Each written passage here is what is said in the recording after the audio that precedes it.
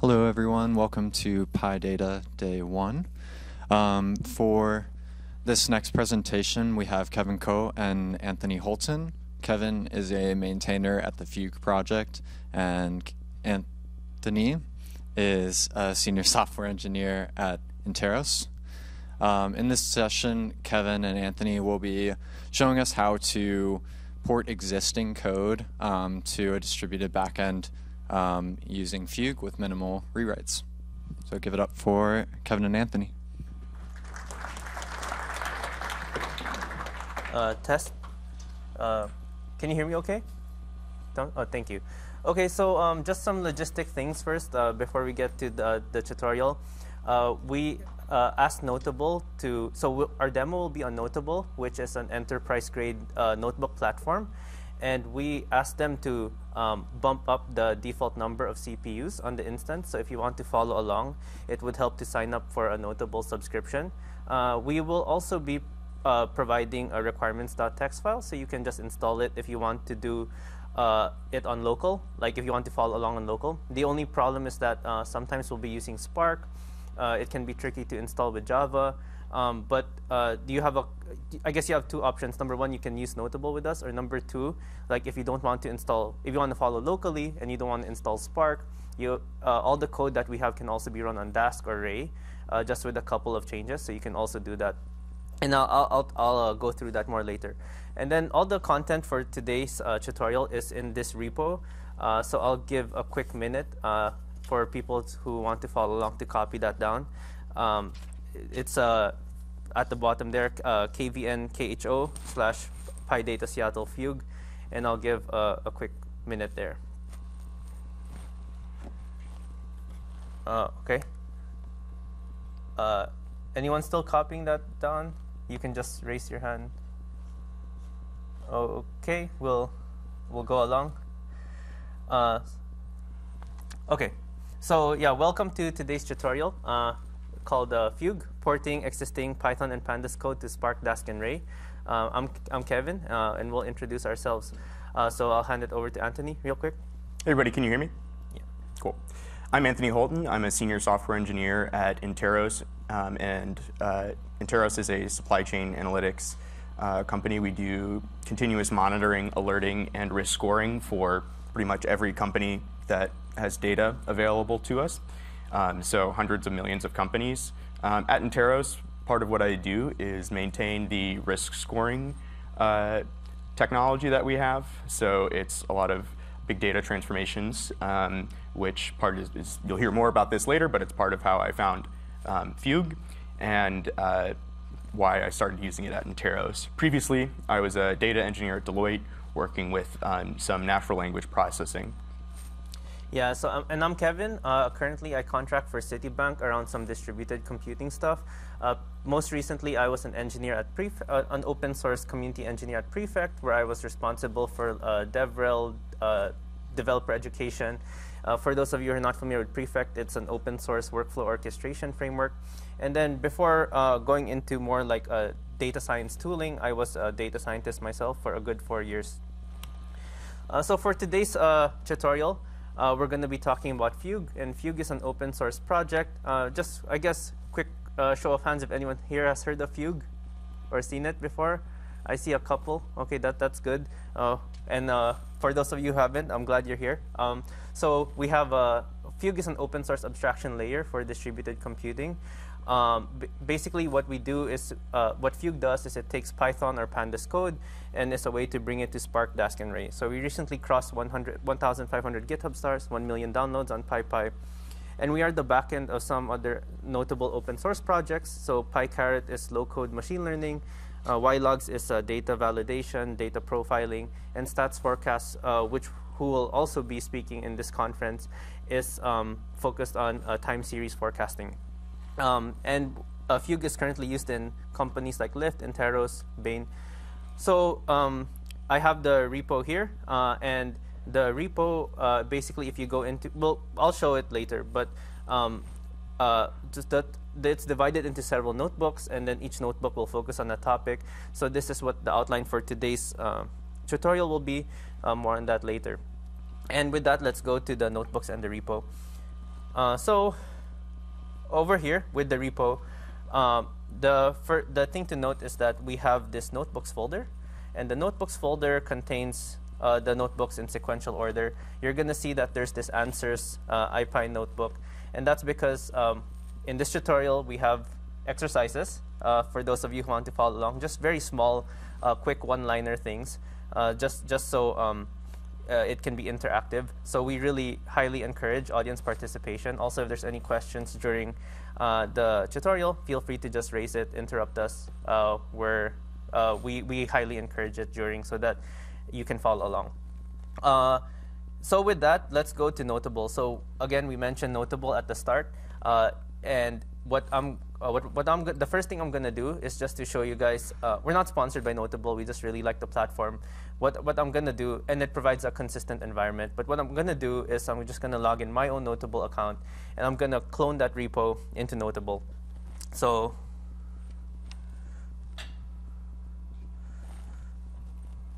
I guess I don't know if internet will fail. Oh, sorry, I'm on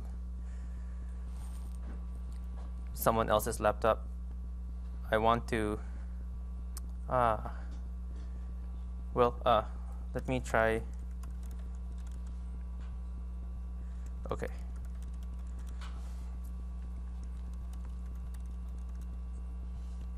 Oh man.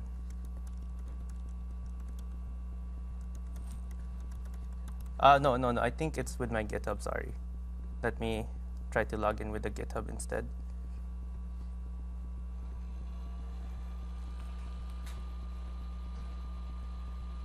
Oh no, I'm sorry. It's not my machine, so I'm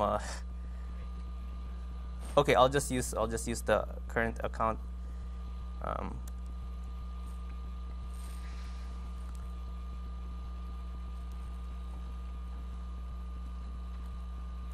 Okay, sorry about that. And what I'm gonna do, so if you first log into Notable, you may not have a space. So what you need to do is you need to create a space first. So if you go to the create, you can create a space. And I'm gonna create a new space called Fugue for today's tutorial. And once we have this space, what I can do is I can create a project. And the project, you can clone directly from a Git repository. So I'm gonna just go here and paste this link, since this repo is public, and we're gonna put it here. I don't have a main branch, it's called master, so you just have to change this real quick, and then you can click clone, and then it's uploading to Notable now. So once it uploads everything, we have all our notebooks in Notable, and we can just run them on Notable. This will just take a minute. And again, just for today, specifically, Notable has given us, if you demo it today, normally you're limited to like 1 CPU machines. But for today's demo, we asked them to give everyone 8 CPU machines so that we can demo some parallelization and distributed stuff.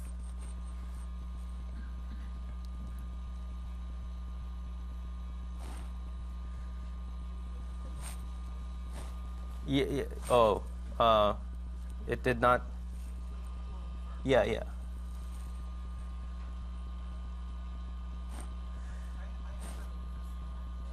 Oh, okay.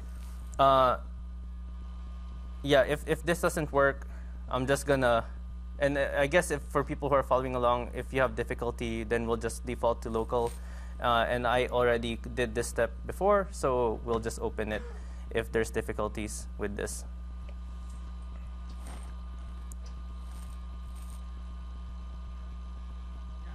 Okay, so this, I think this is just I don't know if it's a internet thing or something.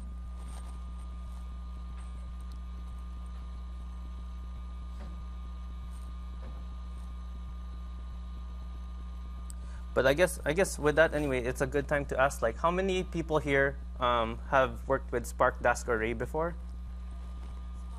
Spark. Interested in Ray? So were you at the Ray tutorial this morning? Part of it. How about other people? Spark, Dask, Ray? Okay. I see, I don't know, a good 20-30%. And I guess the rest, are you, I guess Panda. Okay, Pandas. usage of pandas in this room? Okay, much more, like 80, 90%. Okay. Since this is not working, I'm just going to open it onto. Okay. Okay. Okay. This won't be the most up-to-date. So again, if you want to do it on local and Notable's not working for you, just install the requirements.txt. And I'm going to be opening the notebooks here. First, we'll talk about, just for those of you who haven't had experience with Spark, Dask, and Ray, we're just going to talk about distributed computing first. If you want to follow along, you need to get this. Sorry? Oh, I'll zoom in a bit. You have to get this command over. I'll zoom in. Oh, no, it's not. I need to just close this comments tab. OK. So before I go further, I just want to make a Python cell over here. And these two commands are, if you're following along, number one, the first one will install Java so that we can use Spark. And number two, the second one will install the requirements.txt file. So I'm just going to run that real quick, and then later on that will take effect. The second thing you need to do is in the hardware. We have, like today, because they granted us this 8 CPU machine, we should all choose the extra large just so we can run things in parallel. And we'll need to do this at the start of every notebook.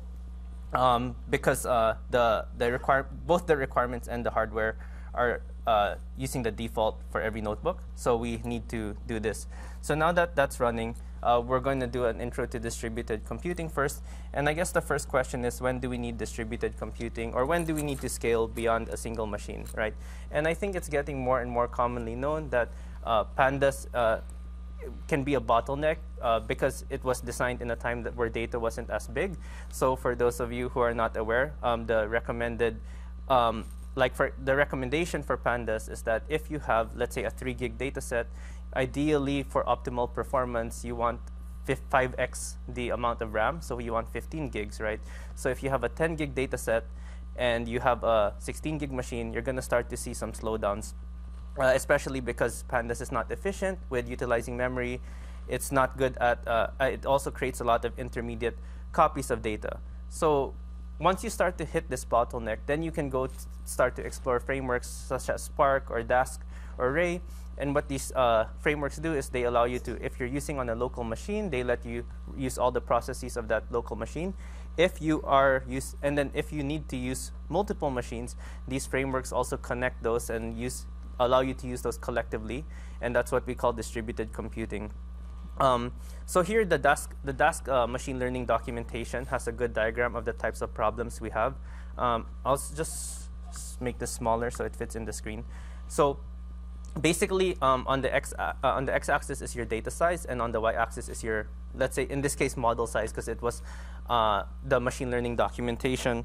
But really, basically, it can be any expensive process. So if your data doesn't fit in your one machine anymore, then you are memory bound.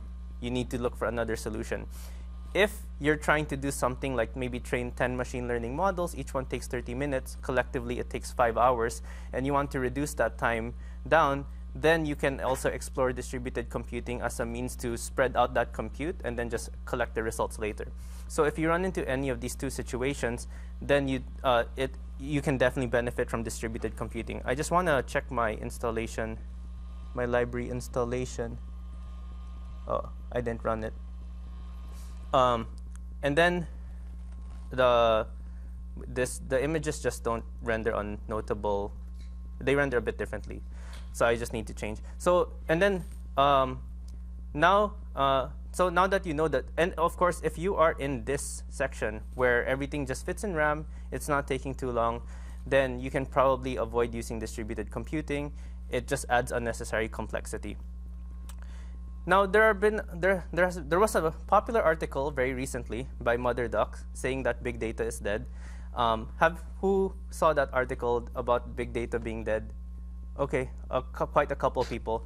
And basically what they argue is that, well, they argue many things, but they argue, number one, people don't have a lot of data to begin with. And number two, they say that with the evolution of tools on the local setting, the need for distributed computing is reduced, right? So we have tools such on the left side, Polars, on the right side, DuckDB.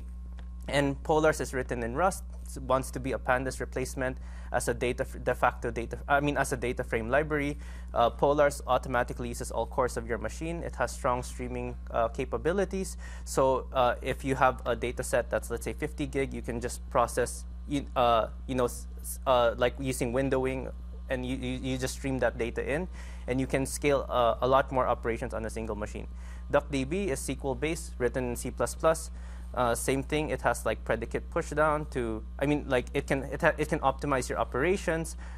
Something that Pandas doesn't do is it doesn't have an inherent optimizer.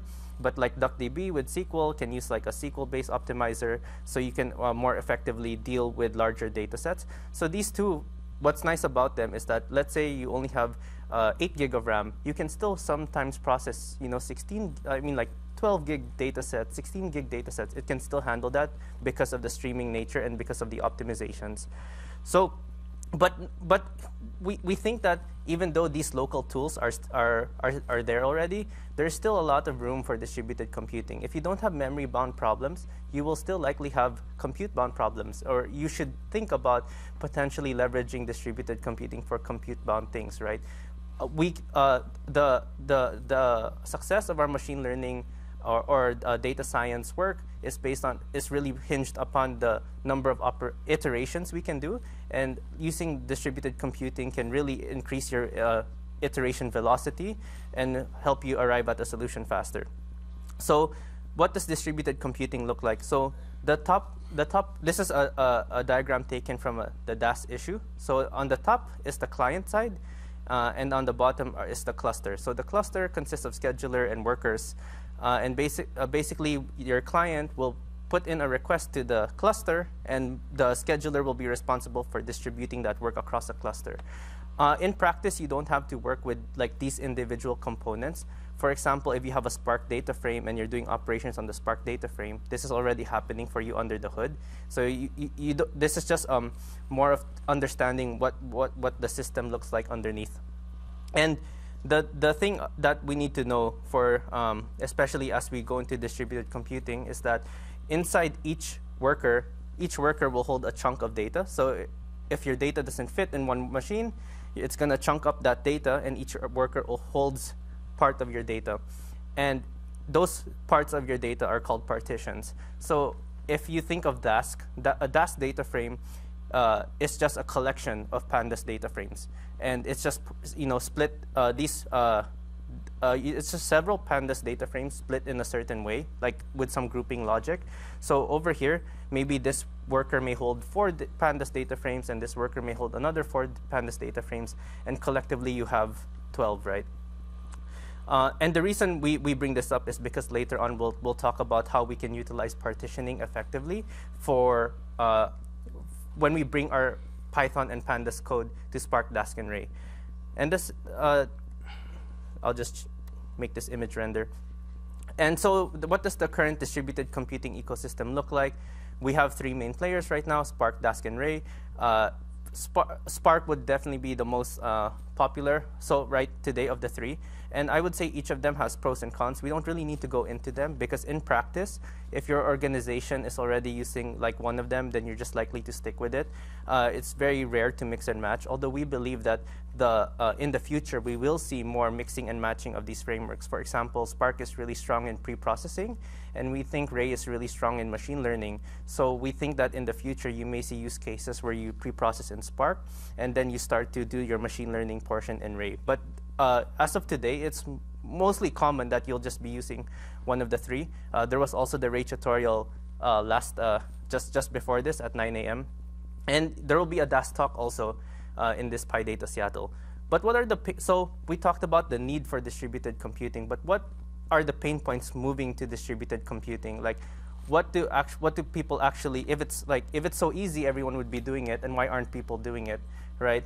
And there are a couple of reasons for this. Number one is that when you're using a cluster, your iteration cycle drastically slows down. It becomes more expensive, both in developer time and in compute resources. Number two, the code can be harder to test.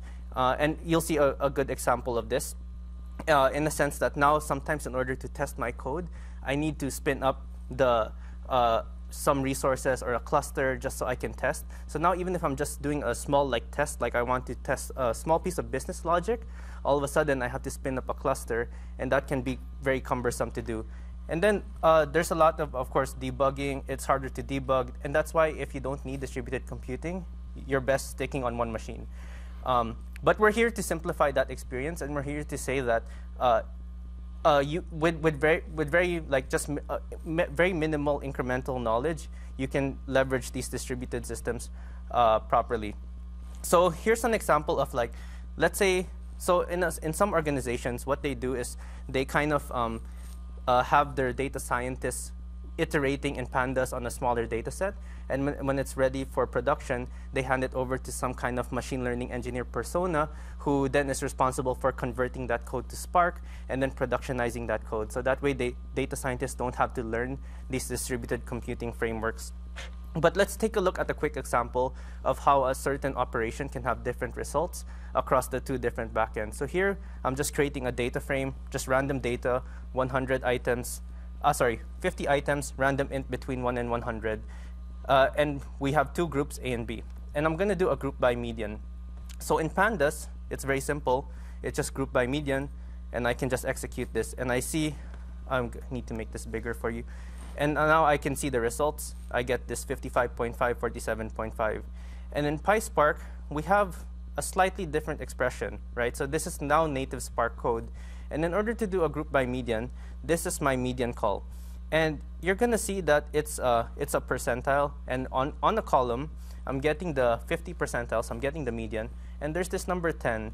And does anyone know what the number 10 is or represents? Okay. I'm kind of blind, so I can't really see. I don't have my glasses. But so the number 10 is a tolerance, right? And this is and what you're going to see is that when we run this, we actually get different results. We get 43 and 45 compared to earlier, the Panda solution. This one is 55. And the reason for that is because in Spark, there's a tolerance, so we don't have to get the exact median. And that's because it's computationally expensive to get the median when your data is spread across multiple machines. So for example, if I have 10 numbers and Anthony has 10 numbers, and we need to get the mean of my set and the mean of our collective set, then I can just get the mean of my set, I can get the mean of his set, we can combine it, no problem. But if he has 10 numbers and I have 10 numbers and we need to get the median, we need to exchange information in some way. And that's why it becomes computationally expensive. There's no way I can just aggregate a single representative value and then have him aggregate a single representative value and then successfully get the median. And that's why there is this tolerance. So even if you're doing the same operation, there are still considerations when you move to the distributed computing system. And we'll see more of these later. The second thing is that even if you have here, what I'm doing is I'm just changing A to apple and B to banana, and I have a dictionary that does that. In pandas, you just assign and you do a replace operation, no problem. But what does this operation look like in Spark? In Spark, I have to create this map. This is a PySpark function. I have to create the map, and then I need to this is still native Python, but basically I have to use the lit. The lit is a PySpark construct. Map is a PySpark construct. And now I inject a lot of PySpark code into my logic, right? And PySpark, I need to code in PySpark, and it's quite invasive. And the reason that this is problematic is because now as a data scientist, when I'm starting a new project, I have to think, do I start this project in Pandas or do I start this project in Spark? And it can be problematic one way or another. You start it in Pandas, but you realize your data is too big. Now you have to convert it to Spark. On the other hand, if I do everything in Spark, maybe it's like using a sledgehammer for a nail, right? It's too much maintenance and computation that I need for a relatively small problem. And the reason is that we can't really, because the code is expressed in a way that's tied to the framework, we can't just mix and match. I mean, we can't just swap easily. And that's why we on the Fugue side want people to be able to express their logic in Python or Pandas and then bring it to Spark without worrying about rewrites, without worrying about the Spark constructs or native code. We want people to code as much as possible on the local machine and then bring it over when they're ready. And with that, so we want to create this abstraction layer that lets us toggle engines easily. And with that, we'll go to the next notebook, which is an introduction to Fugue. So again, if you want to follow along, I'll paste this command. It's also present in the README. You can run it. I don't know that I'll be running code myself, so maybe we don't need. Oh yeah, and then again, hardware, you can go extra large for today, thanks to Notable. But we're not sponsored, we're just friends. So now an introduction to Fugue. So Fugue is an open source project that aims to simplify distributed computing. So a while ago, I mentioned that the three main players are Spark, Dask, and Ray. Oh, sorry.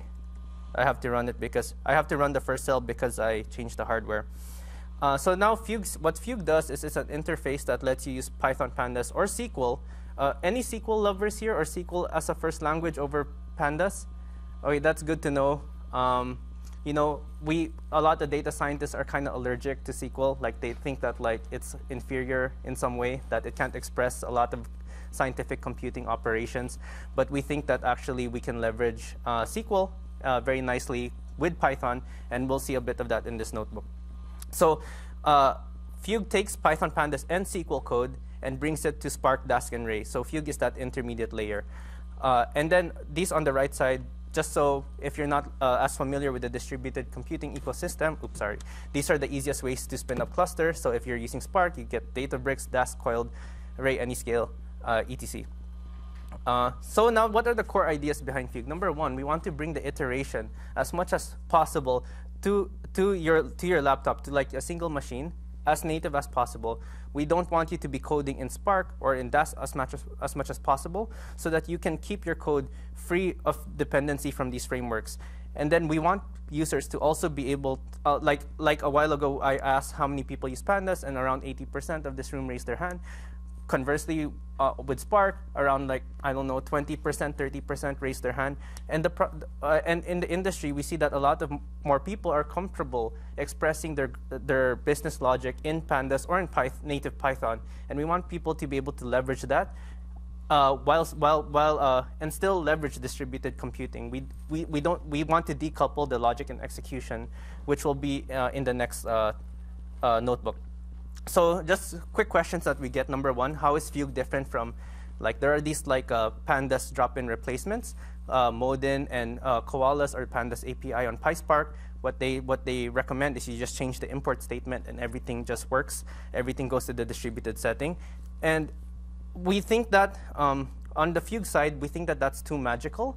And we think that if we invest just a little bit more to learn just the distributed computing concepts, not even code, just concepts, then we can leverage the system much better. So, for example, and we think that Pandas itself is not optimal as a grammar for distributed computing, right? So Pandas has a lot of assumptions that all the data resides on a single machine, and Pandas is heavily reliant on the index, right? So when you do a group by, you reset index, you set index, there's multi-index, etc. And on the other hand, Spark has no index. Spark is closer to the SQL semantic. Why is that? Right? And the reason for this is because the index is an implicit ordering or bookkeeping that adds a lot of overhead, which is fine on a single machine. But when it extends to distributed computing, now we have to sort the data across multiple machines just to keep that concept of an index. And in a lot of cases, we don't even need it. And that's why SQL is a very natural fit for distributed computing, because it doesn't assume ordering of data across multiple machines. And then number two, let's think about Dask, right? Because Dask is supposedly, let's get Pandas and let's make it distributed. But if you think of Dask actually, in terms of matching the Pandas API, they only match 45% of the Pandas API. Why is that? Because they actually explicitly made a design decision to only carry over the operations that make sense in a distributed system. So for example, you can't do stuff, I don't think you can do stuff like transpose, because transpose is very expensive when your data is spread across multiple machines. You can't do stuff like multi-index, because again, if an index is a sort on one column, a multi-index is a sort on two columns, which can be expensive, and you may not necessarily need it. Second, we get asked how we're different. So on Fugue, we fully believe in pandas as a good grammar for local computation inside the worker, but we don't think it should be the grammar that spreads the work across the workers. Number two, we get asked about IBIS. Anyone familiar with IBIS? I might just skip this if no one. Oh, okay, one person's familiar with IBIS. So IBIS is just kind of like a Python interface on top of SQL Alchemy. It's also kind of a bridge between, like, you can have one code and then you can say run this on Databricks, run this on Pandas. The difference between us and IBIS is that we really highly value consistency. In order for the abstraction layer to be able to let users iterate on the local setting and bring it to Spark Dask Array later, that means that they need to have consistent results so that what they do on the local matches what they do in the distributed computing system. So we heavily invest in consistency. And consistency is actually quite a challenge when you do such a project. Like, for example, this is the default behavior. You can add code to change it, but this is the default behavior. When you're on Pandas, null joins with null. And on Spark, null records are actually not joined with null.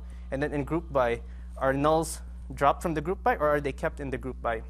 So on the Fugue side, we actually add a lot of extra code to keep these consistent, to keep the consistency, and we're consistent with Spark rather than Pandas, so that whatever you do on the local setting translates well to the distributed setting.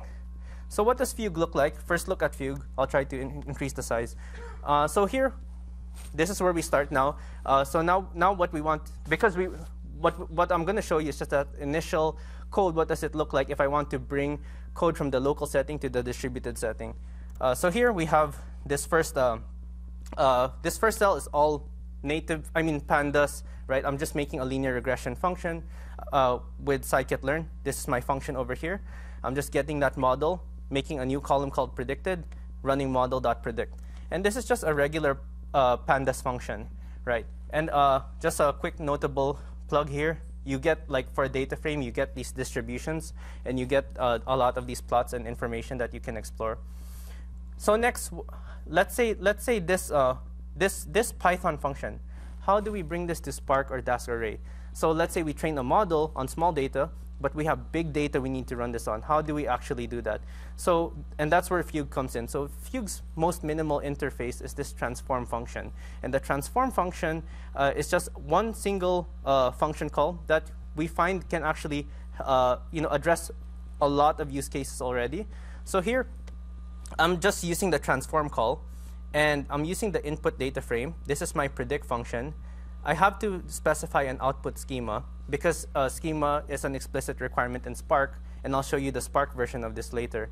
And then what are the parameters into that function? And then I can just run this, and this is just running still all on Pandas.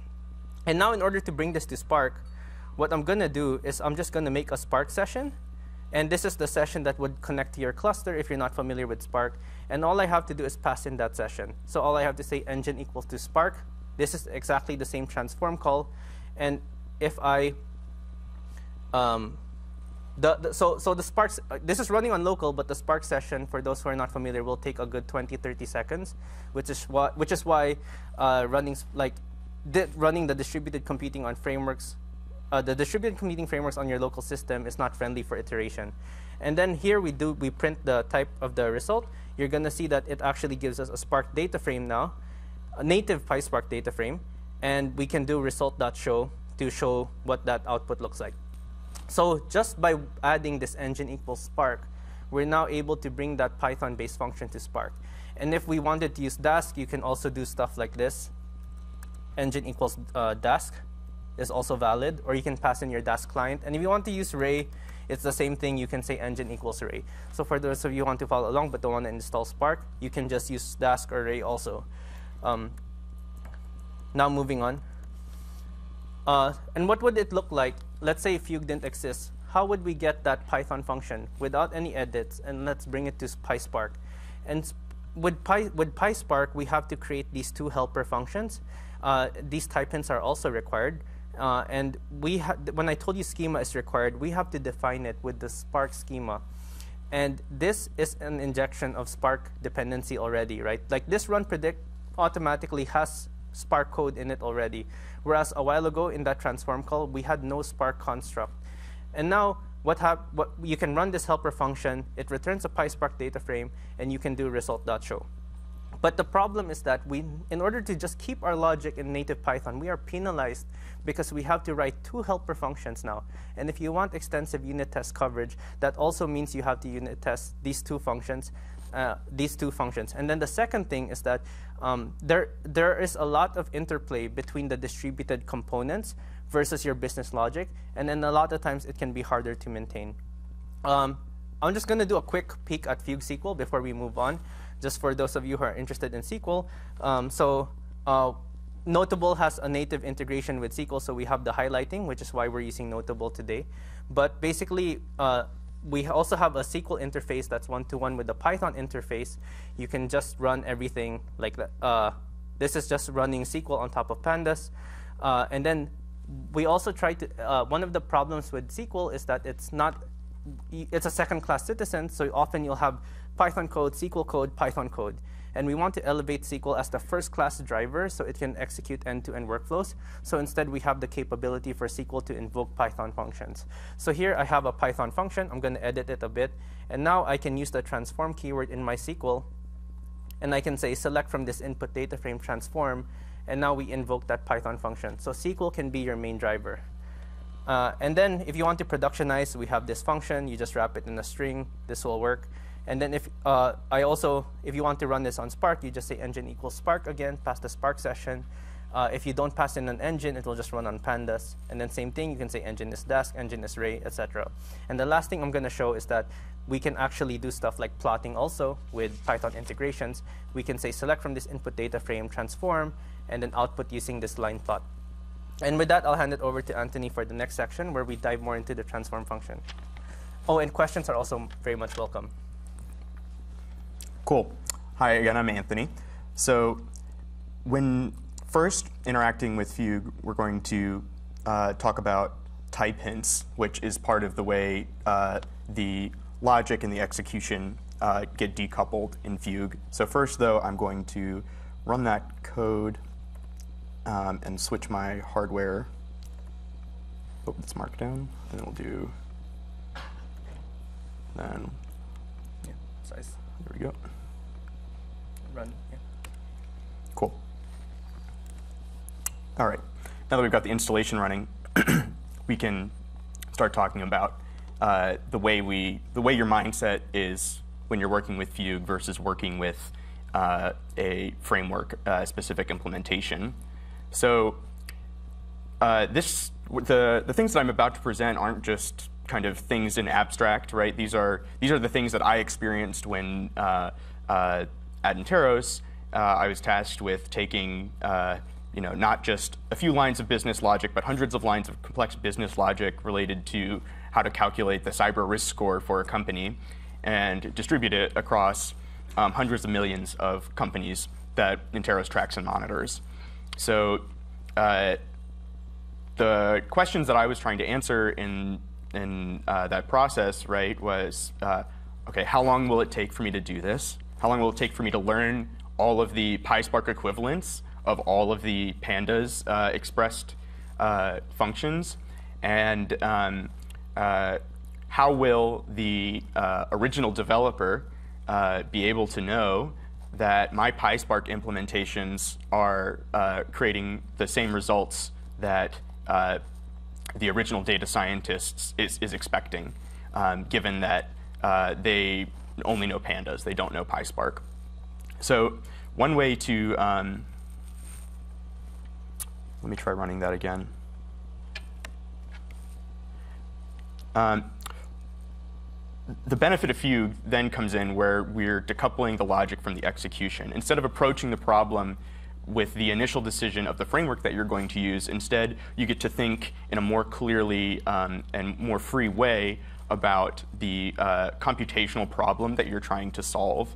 And the benefit of this is pretty significant in terms of development experience and in terms of time to development. So you reduce the amount of boilerplate code you have to write. So for example, like does anybody know how to convert a Pandas data frame to a Spark data frame here? Yeah, and if you don't, how long is it going to take you to look that up and figure out, how that works, test it, implement it, write the unit test for it, right? It's a challenging thing, and you have to essentially do that for every piece of business logic that you're required to distribute, right? So with Fugue, you don't have to worry about that. You can express it however is most intuitive for you.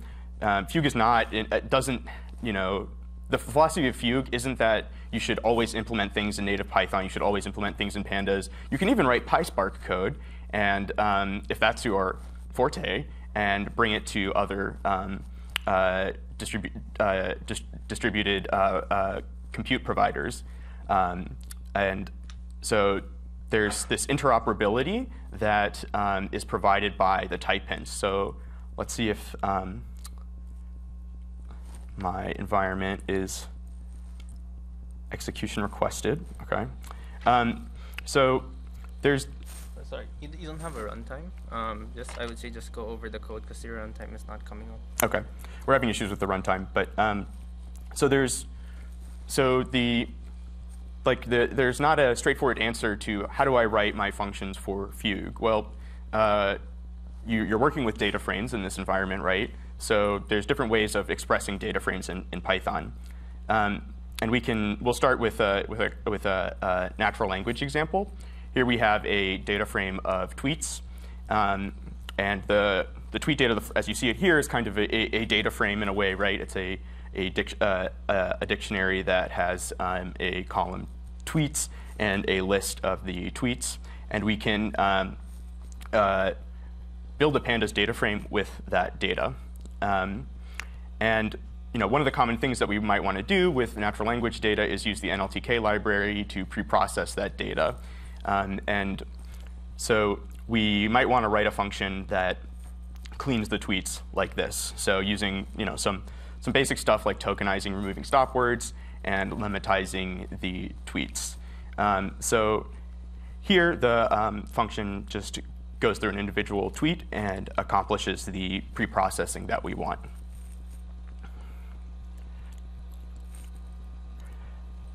So when applying that to your data frame, maybe the first thing that comes to mind, especially given that we have a lot of people here familiar with pandas, is that we could write a function that takes a pandas data frame in and returns a pandas data frame out. And that works with Fugue. You'll be able to take that function and bring it to a distributed environment with the Fugue transform function with very little lift. But there's more freedom than that with Fugue, especially if you're looking for a more intuitive way to express business logic as business logic becomes more complex, or as you discover perhaps limitations with the framework that you're most familiar with. So here we're showing some different ways that you could potentially write this pre-processing function. So we have 3 different ways. One, pandas in, pandas out, right? And we're going to assign to the cleaned tweet to a new column. And then we can also kind of think of it more natively if we'd like, using the type hints here, where it's a list of dict, string, and any type. So if that is kind of like, but it doesn't say the word data frame anywhere, that's OK. That's like Fugue understands that that shape of data, a list of dict, str, any, is a data frame. And that allows you to not even inject any sort of framework dependency and just use native Python to instantiate NLTK, iterate through the rows in the data frame, and clean the tweets. So for like Python purists or something, or if you have a manager who's like really hates dependencies, this maybe you wrote the function this way. But you can really mix and match as you need. You can have a native type in and a pandas data frame out. You could have kind of any combination of these supported data frame frameworks to achieve the goals that you're looking for in your business logic. So, and all of these functions, we haven't even taken these to Fugue yet. These all work on their own. The question is, okay, what do I need to do to make these functions work in a distributed way? And this is the output of the different functions, and you'll note that because there's different data types involved, you're going to have to kind of manipulate a little bit the output of these functions to generate the same results. So here, preprocessed tweets is able to, this is the original pandas in pandas out function. We get a pandas data frame out with the column of the input tweets and the clean tweets based on the preprocessing. The second one, since there was a generator, we're going to have to wrap it in the list function, and we'll get a list of dictionaries just like that function produced. And then also in this one here, we can look at it was list in pandas data frame out, and so here we see we get that pandas data frame as well. But we just have to do different things to the input object and output object to get the result that we're looking for, and that's where the amount of boilerplate code and kind of like maintainability question is answered by Fugue, because Fugue knows how to deal with the different data types because of the way it reads in those type hints. So regardless of which preprocessing function we went with, and again, you might have ended up with any one of those if you were developing the code, or maybe you were handed that code from somebody and you're just tasked with distributing it. Fugue's transform function allows you to not worry about the input and output data types, and instead just think about the logic that's happening. So here, and we'll talk about this schema argument in the next notebook, we're showing you that we can transform the data frame tweets with the function preprocessed text, and we're also providing the schema, again, which we'll cover in a moment. And I would be running this, but I'm not connected to the runtime, unfortunately. But as you can see, we get the type out that we expect, and we didn't have to do any of the kind of hand-holding involved with like in this example, right, where we had to deal with the fact that it was a generator, right, in Casta's list. And we can also just change the engine that's running in order to bring that Fugue transform to a distributed setting. These previous examples, without providing an engine, is just running on your local machine, or is not running in a distributed way yet. If we give it the Dask client to run, we'll be able to take any of those functions, simply provide it the client that it'll be using, and transform the data frame with the function, and receive the data out that we wanted. So you don't have to start thinking about the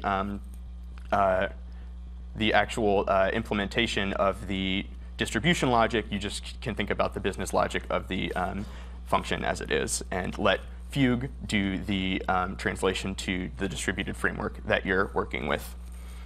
And because you're not adopting Fugue anywhere outside of you don't have to adopt Fugue anywhere outside of where you immediately need it. So, for example, let's say that the only part of our natural language program that we needed distributed processing for was that preprocessing step. Well, you don't have to write any other Fugue code other than putting that function into the Fugue transform function to achieve the results that you're looking for. You don't have to refactor your entire program. In fact, this is how it worked for me at Interos. We have some data sets, if you think back to, or we have some data problems, when you think back to that kind of grid image from Dask that we showed earlier, where things fit in memory. And for those operations, we keep things in pandas. We never, we're not going to approach the problem of distributed computing. And as we evolve our models and we acquire more data, we end up with the need for distributed processing. And so in around November, I was able to bring Fugue into our risk scoring technology only where I needed it. I didn't have to refactor the entire thing. I didn't have to write one line of PySpark code to get it to work with our Databricks clusters. And the code is still readable to anybody who understands pandas and to people who understand Python. So that's a big difference when you think about, when you're approaching the data problem that you have, the computational problem that you have, as opposed to prior to really learning about Fugue, I was expecting to have to learn PySpark backwards and forwards in order to meet the processing requirements that we needed for our models. So that's how I would characterize the incremental adoption of Fugue. And here we are showing an example of how we can, even use, maybe you're using Dask already. Well, you can still use Fugue to take a function that wasn't written with Dask, input it as part of your existing Spark Dask array pipeline. So maybe you just want to try it out in some place where you have a function that's not easily expressible, or you don't want to invest in rewriting it, refactoring it for your engine. Then you can bring in Fugue as much or as little as you need to achieve the results that you want. And I've talked about this a little bit, but the one use case that we'll be looking at in this notebook around type hints is highly custom business logic, which is basically my bread and butter at Interos. We have a number of computational social scientists who do extensive research and come up with highly custom business logic to provide risk assessments for every country in the world, every company in the world, and every country in the world. The benefit is when I'm looking and I'm writing that logic, I can keep it as native as I want. I can keep it in pandas, such that my unit tests are directly testing the logic. They're not testing, oh, did I connect to Spark, and did my Spark helper functions do the right thing? It really helps scope the development to the problem you're trying to solve, right? So in this situation, we have a list of employees and some information about them, and we have custom business logic. It's not really important what it is. In this case, we're assigning them a title based on certain attributes. And this custom business logic, expressed right here, should be understandable to somebody with minimal Python experience even, or someone who's not even a Python developer. Whereas if you were to write this in PySpark, it would be pretty frustrating, right? Because you'd have to like chaining lots of .when methods, and it can be really hard to follow the logic of the code. In this case, at a cursory glance, it's unit testable and it's elegantly expressed, right? And it's also distributable with Fugue, which is the awesome thing, right? So here we have the custom logic, and we're applying it to the data frame. Again, I'll mention schema in the next notebook, but here we've been able to assign the title based on that logic. And bringing it to Spark is as simple as getting your Spark session and giving that engine to Fugue. Fugue is the interface between your logic and the distributed compute engine. So you don't have to think about how things necessarily are translated, interpreted, or plugged into each other. Here you can see it's the same information, but now in a Spark data frame because we're working in a Spark execution environment. And again, that was like native Python, no Spark. Kevin was asking me a question earlier, like, oh, do you know how complicated this would be to do in Spark? And I was like, in PySpark, and I was like, no, I didn't have to learn it because I started using Fugue, right? Which I think is super cool and I think is really valuable to everybody here who is more familiar with pandas and doesn't have that PySpark experience. You don't have to learn PySpark if you can express your code in pandas or Python, and then use Fugue. Move on to schema. Yeah. Okay. So. Just to let you guys know, we do have some exercises there and some other examples, but in the interest of time, we'll just skip it and move on. But you can definitely revisit the repo or the notebooks later on if you want to check those out. Yeah, so continuing on to schema, you saw previously with Fugue's transform function that schema is enforced. And this is because there's big downsides to inferring schema when you're in a distributed setting. With pandas, you're allowed to have like mixed data types in one column. And in order to understand the data type of a column, you have to look through that entire column, all of the rows in the column, to understand what data type it is, because you might have, a string at the end, right? And then your data type is no longer int for that column, it's object. So that's why it's important, and we're going to go over in this notebook the ways you can define it with Fugue. So inference can be expensive, and it's for the reason that I said, right? So we want to, in distributed computing, we want to get our answers faster, right? That's why we went to distributed computing in the first place. So if we want to rely on the pandas convention of allowing inferred schema, then we're going to have penalties when it comes to execution time to determine the data types. And this example, again, problem with the notebook, but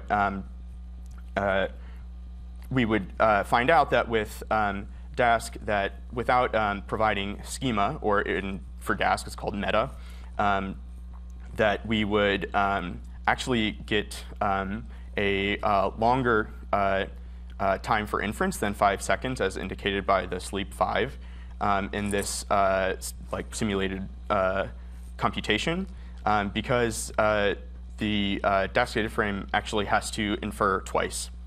And when you're distributed, you're also going to be inferring across all partitions. So in Fugue, this is more about the Dask. I'll just chime in here. Can you scroll up? Yep. So over here, we see that there's a sleep 5. And over here, when we do the group by apply and actually execute that operation, instead of the expected 5 seconds, it takes 10 seconds over here. And it gives us this warning error also that says, hey, you're not supplying this meta information. And the reason this takes 10 seconds is because for Dask, in order to infer the schema, it has to run one partition, your function on one partition. And when it runs that function, it replaces all your data with, all your numeric data with the number 1, and all the string data with the string foo. And it runs through that partition to see the output schema, and then it applies that output schema to something else, so to all the other partitions. So the reason that we have 10 seconds of execution here is because 5 seconds was used for inference, and another 5 seconds was used for the real execution. And so over here in the later cell, when we actually supplied that schema ahead of time, then the execution, this is the only change we did. The execution time drops to the expected 5 seconds because it doesn't need that additional 5 seconds for inference. Right, and so as a best practice, Fugue requires you to provide the schema as you're transforming data frames. Right, here's what Kevin just mentioned.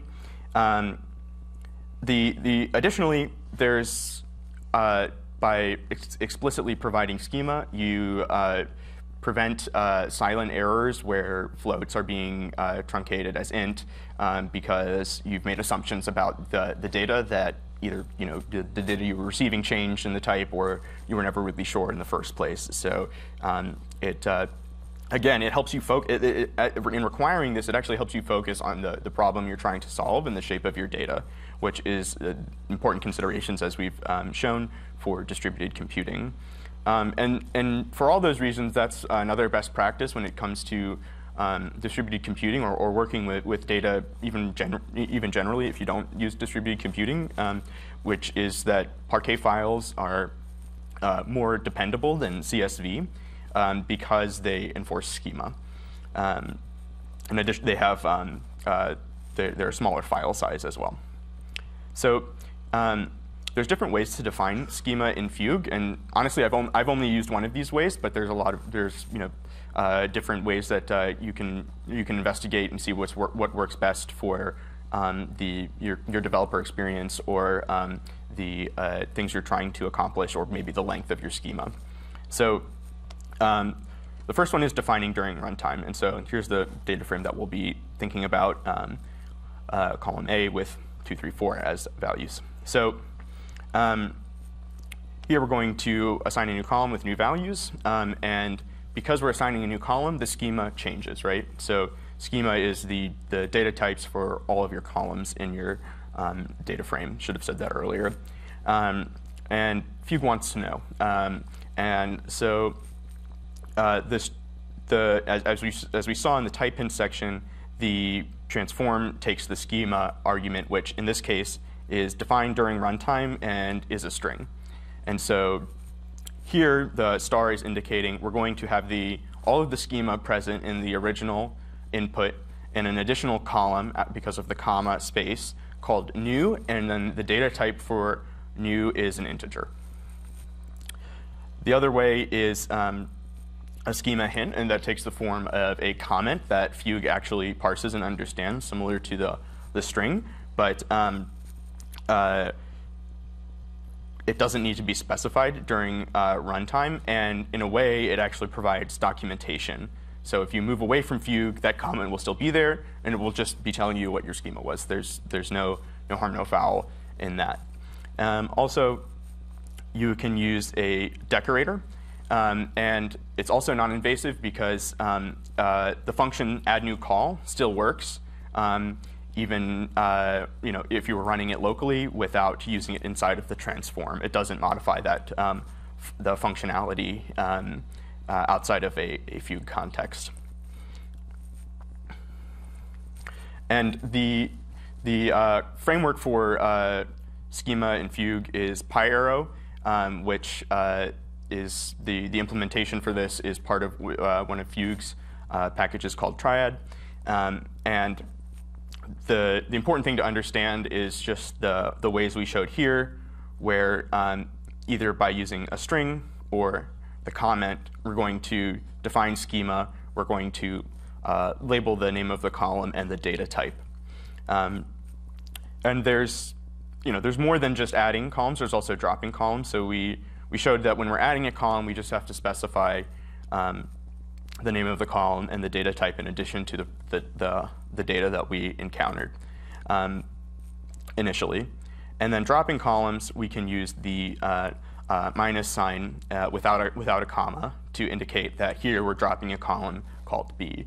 The other option is to just explicitly write out the entire schema. So this the star and the kind of minus sign B is like shorthand for you could also write like A int comma C int, and you could do whatever feels best in that scenario. But since we're dropping B, you could also just say star minus B. What do we want to do about the exercise? OK. And so with that, we're going to turn it back over to Kevin. Do we have any questions in the meantime? Sure. Do you support nested struct type? Yeah. So the question was, do we support nested struct type in the schema? And the answer is yes, actually, we do. Yeah. Any other question? Yeah. Sorry, there's one in the back, I think. Yeah.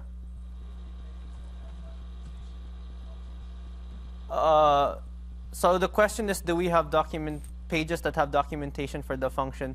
Do you mean like a self-documenting based on the schema, or do you mean like do we have Fugue documentation?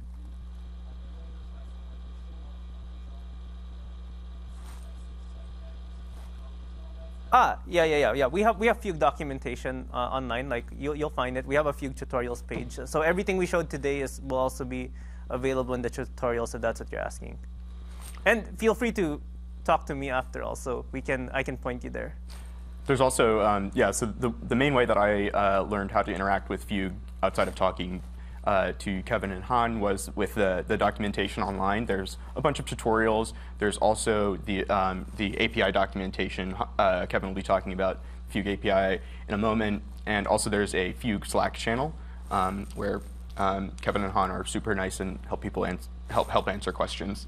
We have, when we go back to the PowerPoint, the ending slide will have a link to the tutorials. Yeah. We have a question here. Yes?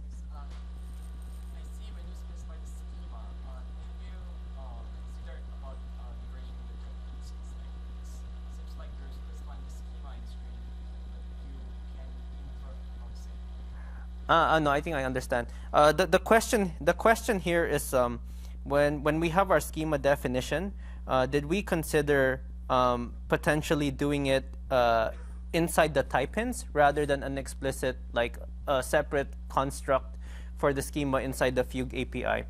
And that's the question, right? Yes, yes. I think, so the answer there is with type hints, I think you'll see this in PySpark also, where sometimes you have to use, like, for example, you're using a UDF, you need to put the types inside, like, your hints also.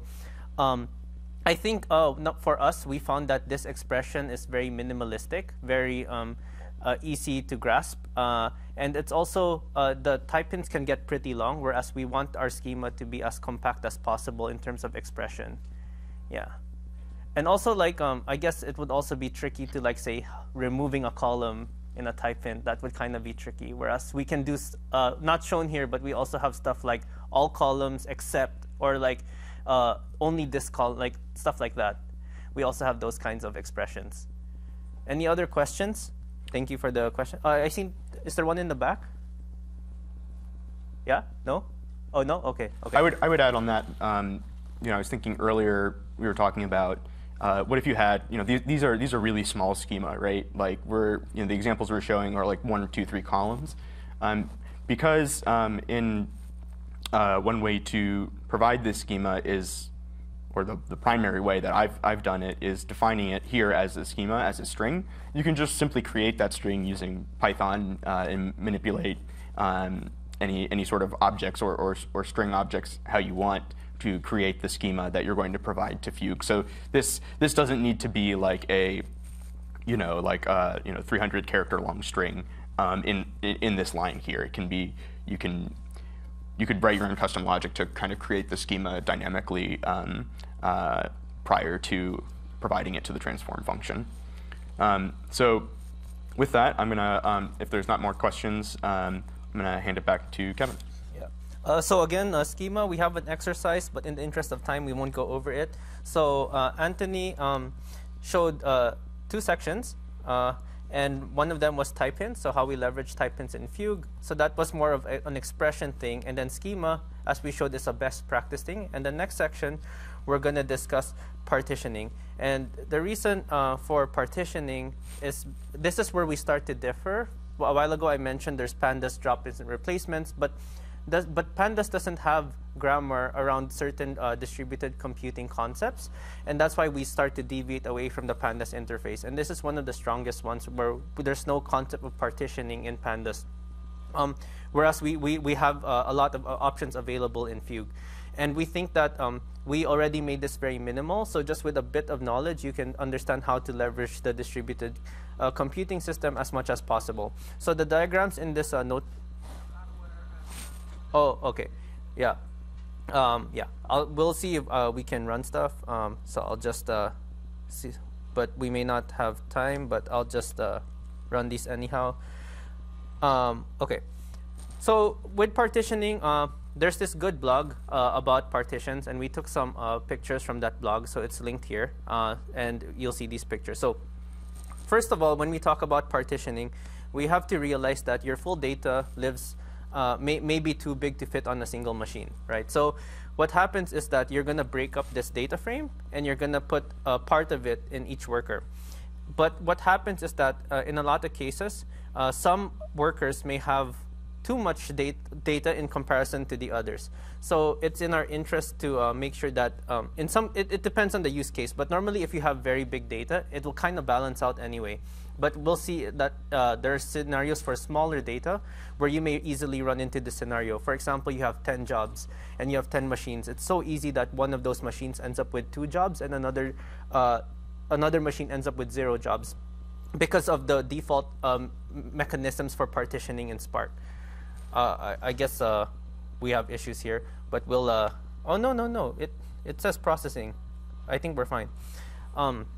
So moving on. So let's talk about partitioning in general in Fugue. So a while ago, we showed the transform function. And there was some kind of magic there, right? Like, what does the transform function actually do?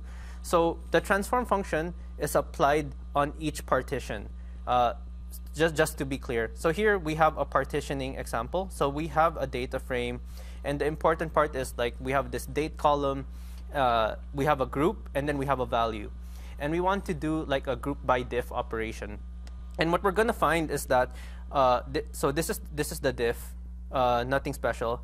And when we do our default transform with this diff, you're going to see that the first partition, there's an NaN. And that makes sense, right? Because the first item in each group doesn't have a diff, so it's NaN. But why is the first item in B, why does it have a value over NaN? And that's because it got the diff from the previous group, right? So what we have to do is we have to specify using Fugue to run this function, this diff function. It's intended to run for one group. And on the Fugue level, we have to say, this is the grouping of my data, right? And how do we do this in Fugue? It's very minimal. All you have to do is say partition by ID. And this is basically saying like group by ID, diff. But the difference is that the partition transform semantic is much more scalable and much more applicable to the distributed setting. So now we actually, this partitioning says that, hey, if there's like all the values of a certain ID must be on the same machine, and all the values of a different ID, they have to be on this other machine. So it's much more explicit and extends the physical distribution of the data across your cluster. So over here, once we provide this partition, now we can see we get the NaN as expected. So when we do something like this, where you say partition, and then for example you do engine equals Ray, right? When you do this, it will create those partitions and each partition will have one ID inside. And then the next thing we need to do is pre-sort. A while ago, when we did the diff, we assumed the ordering of the time series. But actually, when data is shuffled across the cluster and when it arrives to the workers, there's no guarantee that it's arriving in the correct order because Spark doesn't have a concept of an order. Again, there's no index. So for Fugue, what we do is we expose this pre-sort. So when your data is moving around, when it gets into the partition, it's already sorted, guaranteed.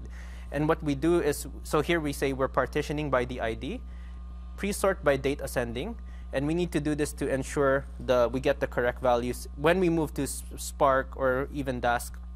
And here, so this is a very minimal expression to say this is the order that I need in my data. So now that we have this minimal expression, this partition by ID pre-sort, this is pretty straightforward.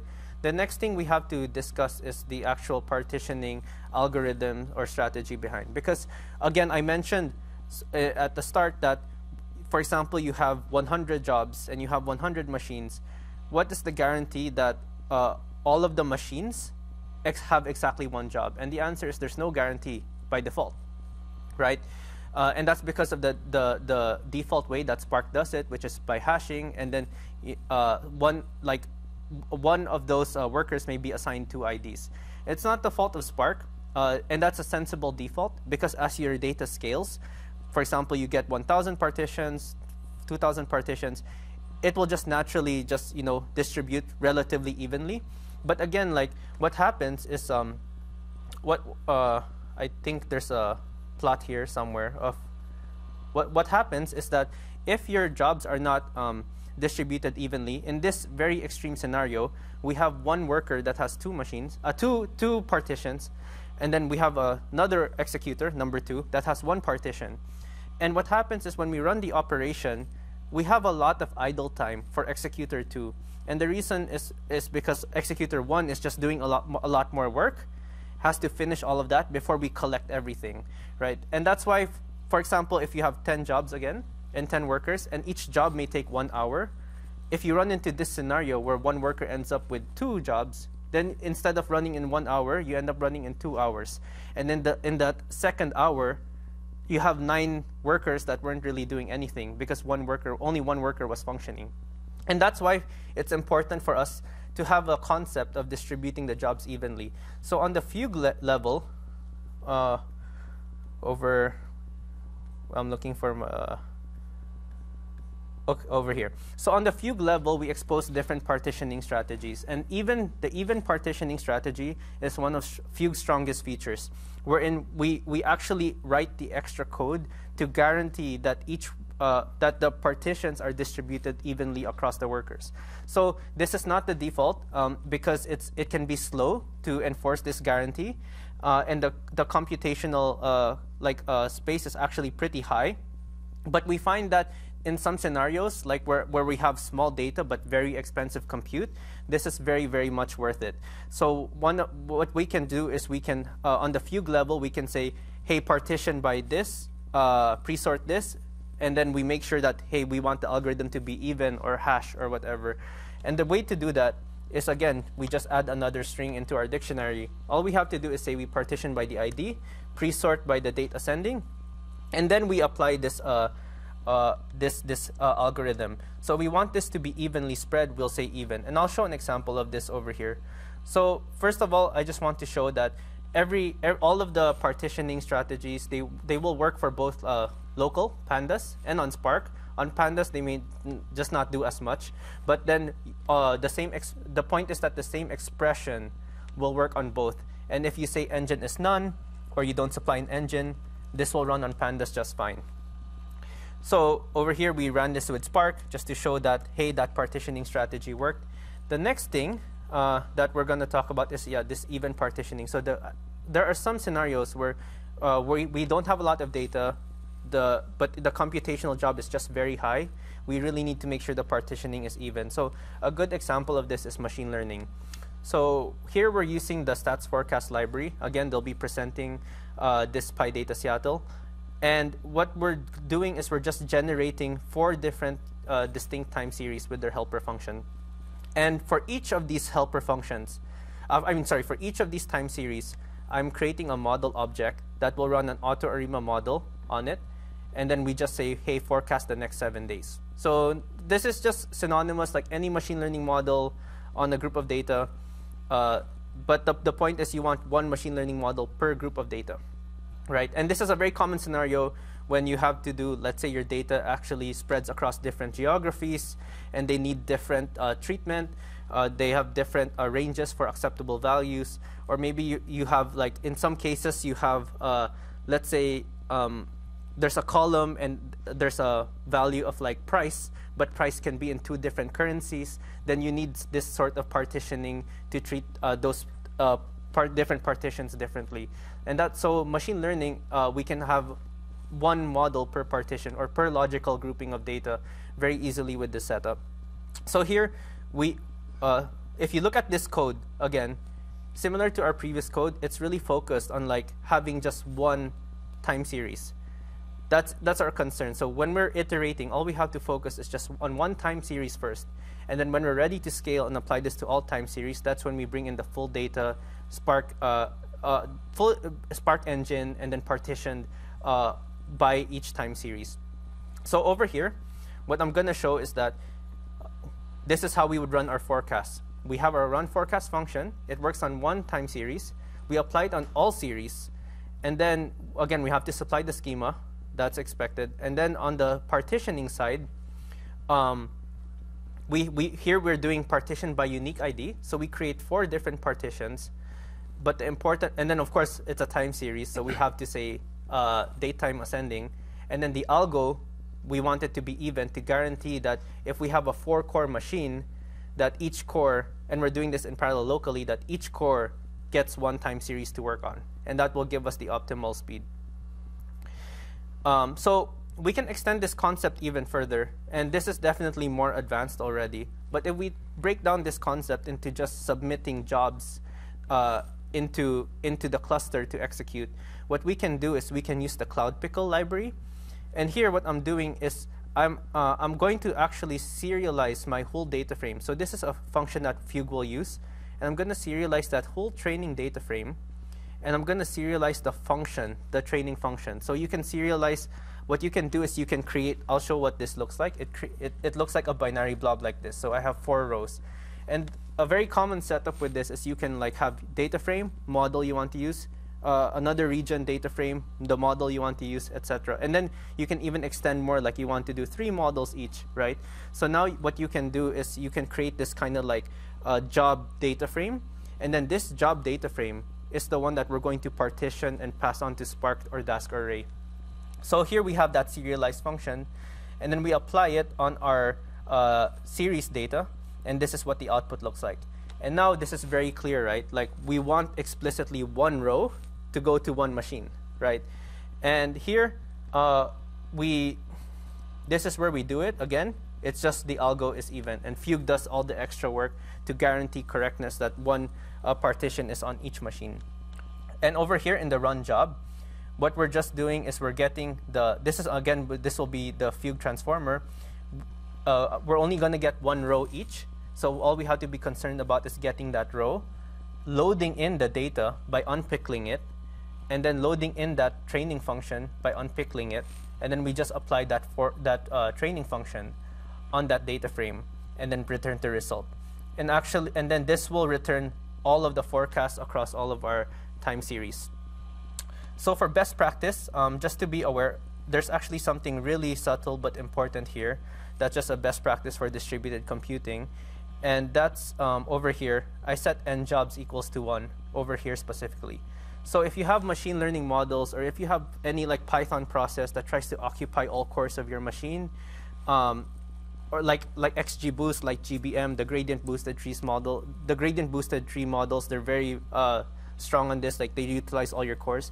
It's very problematic if you have 2 of those processes training on the same machine, because they're unaware of each other and they both try to occupy all of the cores. So you hit some kind of resource contention. It can be slower. So it's very important when you do this type of setup, make sure that each process is single-threaded, just confined to just 1 process. Because anyway, there is no concept of, some people think, hey, if I parallelize on the Spark level or on the Dask level, and then I parallelize my function even further, I can get full utilization of all my machines. In practice, it doesn't really work like that, because on the first level, it already utilizes everything. So there's no further gain by doing a second stage parallelism. And in fact, you can only run into problems by doing so. So actually, Dask has guards to specifically disallow that if possible. Before we move on from partitioning, I want to just re-express the concept for people who are less familiar with distributed computing. So when we say cluster, another way to like think about this like an analogous way, like imagine these are each students, these workers, and imagine the cluster is a classroom and you're the teacher, and you have 4 really complex long division problems to give to equally talented 4th graders. You're obviously not going to give 2 to 1, right, if you have a 30-minute class, right? Because then it's going to take that student twice as long compared to the other students, and you'll have 1 student just sitting there in class not doing anything. So in this example, it was about machines calculating the results for machine learning models or training machine learning models. The long division problem is analogous to the implementation that we showed here, in the sense that it's a long-running task that we want to ensure is distributed evenly amongst our resources. In the classroom, it's a student, the problem is the cluster isn't like a classroom, and the algorithm isn't like a teacher, and so it's actually really hard to distribute things evenly without Fugue. Well said. Yeah, so we're a bit like, I want to leave some time for questions. So I think there are some extra notebooks here, but we won't go through them. But number 1, we just in this tutorial, we really just scratched the surface of Fugue with the transform function. There are a lot more functions in Fugue that allow you to express end-to-end, fully agnostic and decoupled like workloads. So you can do like, I'll just do a brief, I'll just show really quickly what it looks like. It will look like this, where here, so we have other functions like load and save. So you can do load, transform, save, and then now you can say, hey, run this on Spark, or run this on Pandas, or run this on Dask. And then you can also just combine these and put them into functions also. And then now you can pass in the engine, and this engine will be applied for all of these operations. So this is a way to create like purely engine agnostic functions or purely engine agnostic workflows. So there's this notebook, and then we're just going to wrap up here, and then I'll open the floor for more questions. So just to recap, and there was a question here about the tutorials there in the next slide. So the repo is available here, but everything we talked about is when we want to move Python or Pandas code to Spark Dask Array, we want to do it in a way that it enables the right mindset to leverage distributed computing. We shouldn't have to adjust our code or our workflows or our process in order to utilize the frameworks effectively. Instead, Fugue believes the framework should adjust to the users and let them use the grammar that they want to express their business logic. And then number two, on a more practical level, by decoupling logic and execution, we can now iterate and test more on the local setting. Like I was using Databricks 2 jobs ago, and we would always have to debug on the cluster, run on the cluster. That is very, very challenging and very, very hard, just because of the way the communication works between client and cluster, and it's a lot of like futures. It's just not good. So we want to decouple and be able to just iterate on our business logic as much as possible on the local setting, and only when it's well tested, then we're ready to bring it to Spark Dask Array. And then lastly, we showed a good framework about how Fugue decouples from the Pandas interface. And if we decouple from the Pandas mindset, then we can also leverage distributed computing for other use cases that we previously weren't considering, especially around like training multiple machine learning models or around compute-bound problems. And with that, Fugue is open source. Feel free to try it out. Available in PyPy. Just download it. So the project repo is there. Number two, the tutorials are there. We got a question if we have documentation. The tutorials are the best form of documentation. The stuff we went over today was way more detailed, but then there's also a 10-minute guide if you just want to check Fugue in 10 minutes, Fugue SQL in 10 minutes for those of you who are interested in SQL. And then our emails are here if you want to reach out to us, Anthony, mine, and then of course we have a Slack channel. Feel free to reach out. Okay, if that's it, thank you all for coming. Happy to chat. If you're new to distributed computing or just beginning implementing stuff, I'm always happy to talk things through. Yeah, thank you for coming, everyone. Thank you.